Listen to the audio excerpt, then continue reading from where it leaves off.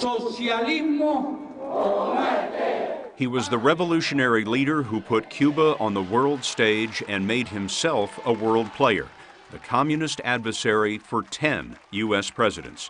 For nearly 5 decades, he wore the trademark beard and army fatigues, giving his fiery speeches against what he called the evils of imperialism.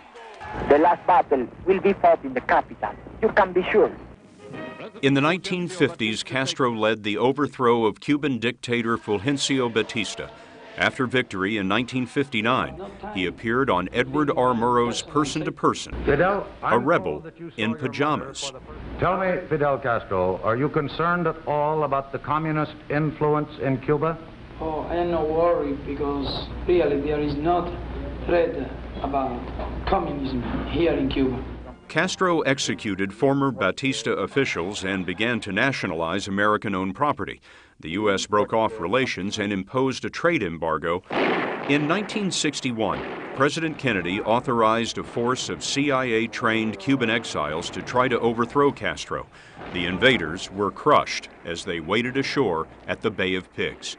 Castro embraced communism and moved closer to the Soviet Union. This is the CBS News Extra. In 1962, the U.S. found evidence of Soviet nuclear missiles in Cuba. I have directed the armed forces to prepare for any eventuality. The nuclear clock ticked down and then stopped.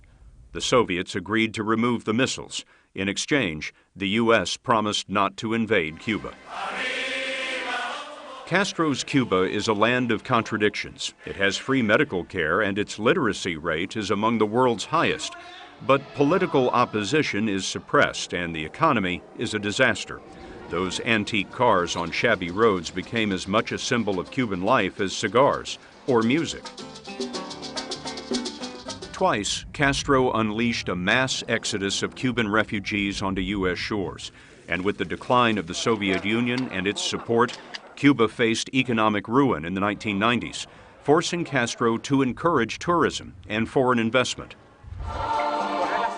In 1998, Castro invited Pope John Paul II to visit Cuba and reinstated Christmas as an official holiday.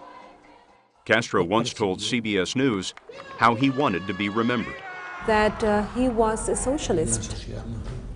That Castro wanted a more egalitarian society, a society as many other men has dreamed of in the past. Cristo entre ellos.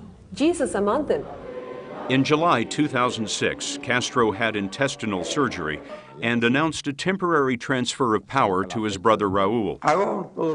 The transition became permanent as Castro's health declined and the fiery revolutionary faded from public view. Today, the last historic political figure of the Cold War is gone. Scott Pelley, CBS News, New York.